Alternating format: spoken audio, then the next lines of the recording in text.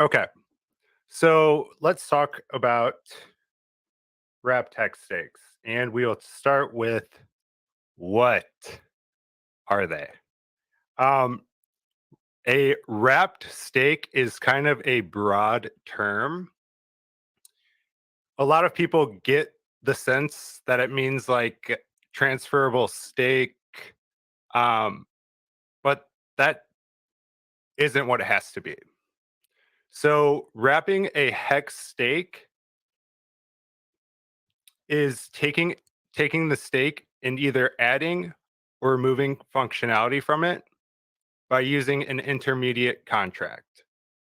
Something that you guys might not know is we already have a lot of wrapped stakes. The Staker Smart Wallet is a general form of wrapped hex stakes. It's a lot of stakes assigned to one address, but it fits the bill of what a wrapped hex stake is. And what that is a proxy or intermediate contract that interacts with the hex contract on your behalf. Okay, so that's what it is. The next thing we can talk about is how it's done. This one is where we got lost last time. So this time I'm going to explain it a little differently. Here we go. In order to create a wrapped hex stake, this is what you have to do. Here you go. Move this up here. You stake hex into this magic box, and it creates a wrapped hex stake. Now, this magic box, we're not going to get into detail about how it operates, but it does exist. And what it does is it allows the addition, subtraction, or modification, um, or anything along those lines for an intermediate contract, but it cannot modify the hex contract, how it operates. So you can only interact with a hex contract as if you were a user, basically. Starting, stopping stakes. Um, so we can talk about a few different forms of a wrapped hex stake. Let's say you are a user, and you're afraid that you might emergency and stake your hex.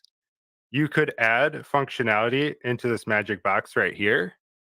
That would, let me recenter this. You can add functionality to this magic box right here that just, it would be a contract. And you can just say, if the stake is EES, then just like revert. If it's an emergency in stake, then revert. You could write that into a contract, and that could be a simple wrapped hex stake. Is all it does is it removes functionality actually, and that doesn't allow transferability unless it's written into the code that is doing the interacting on your behalf. So let's talk about why you would want to do this stuff. It's pretty simple. You want to solve a problem of some kind. And we can get into the types of problems that you're solving. Um, these could be along the lines of you want collateral. You could do lending or borrowing. And you can write those rules into the Ethereum blockchain so that it's as decentralized as the rest of the interacting with the hex contract. Okay. Some additional things that you can do. You can optimize for different things. You can optimize for security, which is like a Gnosis safe. You can optimize for gas usage, which is something that the share market and share minter contracts that I put together are intended for. You can do incentivized programs.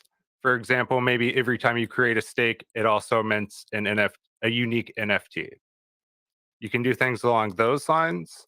So you can just add in additional functionality on top of how the hex contract operates. All right.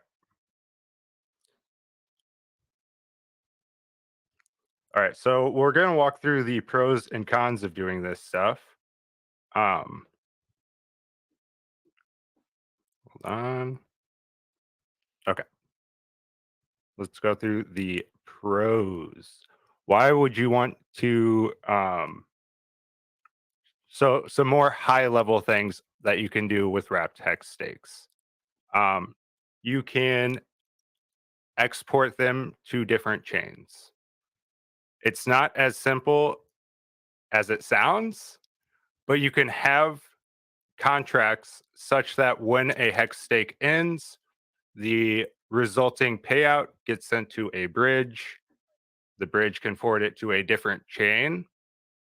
And then the resulting chain can distribute it to whatever interest holders of a particular rep stake.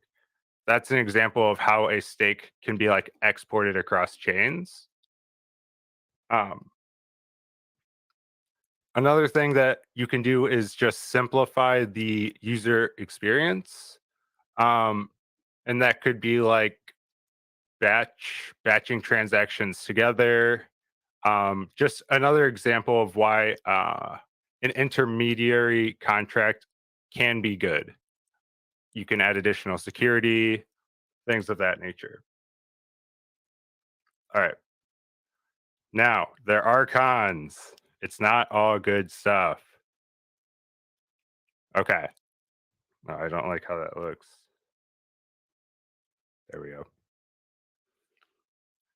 You are adding additional complexity on top of how the hex contract operates.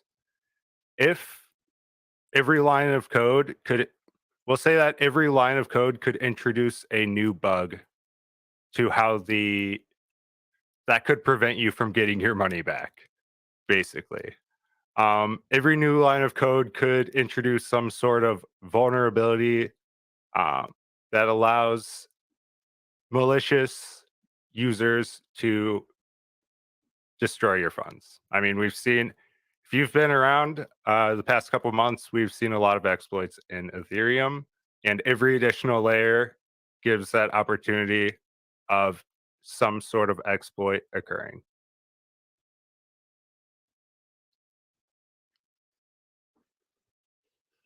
Okay.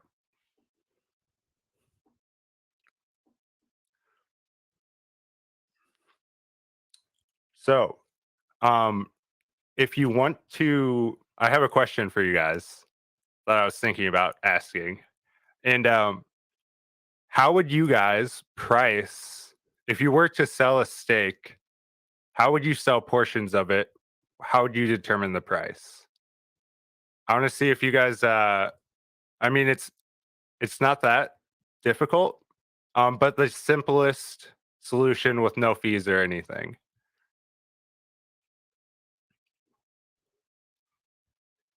I'm going to look at the chat for about 5 more seconds to see if anybody says anything. All right. In order to price a stake, here we go, guys. You can take I honestly thought about this for longer than I should have, but it is the amount of hex that goes in, right? So you got hex in, and then you can have an amount of shares out. So the simplest way to get the price um, is hex over shares, and what that allows you to do, what that allows you to do is sell the shares according to the price that you paid to get them.